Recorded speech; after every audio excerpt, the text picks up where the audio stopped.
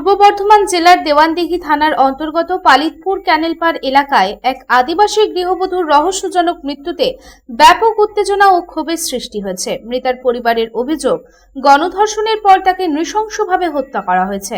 অভিযোগ পাওয়ার 24 ঘন্টার মধ্যে পুলিশ দ্রুত পদক্ষেপ নিয়ে দুই প্রধান অভিযুক্তকে গ্রেপ্তার করেছে।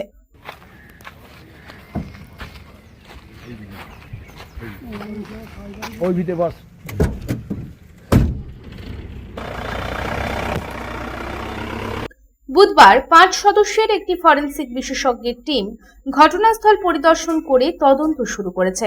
পুলিশ ও স্থানীয় সূত্রে জানা গেছে, মঙ্গলবার পালিতপুর খালের পাশের একটি মাঠ থেকে 28 বছর বয়সী আদিবাসী মহিলা রানী হেমব্রামের ক্ষতবিক্ষত দেহ উদ্ধার করা হয়। পারিবারিক সূত্রে জানা গেছে, রানী হেমব্রাম মঙ্গলবার সন্ধ্যায় তার স্বামীকে খুঁজতে বাড়ি থেকে বের হন। পরে তার স্বামী বাড়ি ফিরে জানতে পারেন যে তার স্ত্রী তাকে খুঁজতে বেরিয়েছেন। পরিবারের সদস্য ও স্থানীয় বাসিন্দারা তার খোঁজ শুরু করেন। ব্যাপক তল্লাশির পর পালিতপুর খালের কাছে একটি মাঠে তার রক্তাক্ত ও ক্ষতবিক্ষত দেহ পড়ে থাকতে দেখা যায়।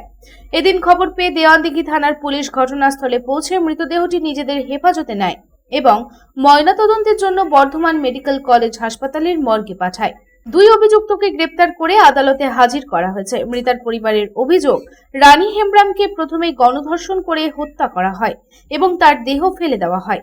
পরিবার ও গ্রামবাসীরা দোষীদের কঠোরতম শাস্তির দাবি জানিয়েছেন।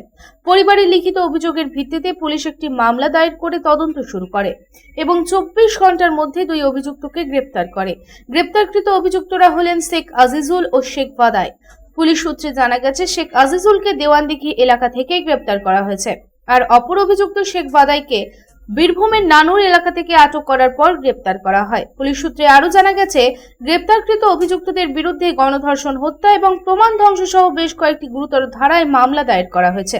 বুধবার উভয়কে বর্ধমান জেলা আদালতে হাজির করা হয়। ঘটনার প্রকৃত কারণ এবং অন্য কোনো ব্যক্তি এর সাথে যুক্ত রয়েছে কিনা তার তদন্ত শুরু করছে police. Bureau report, public Times.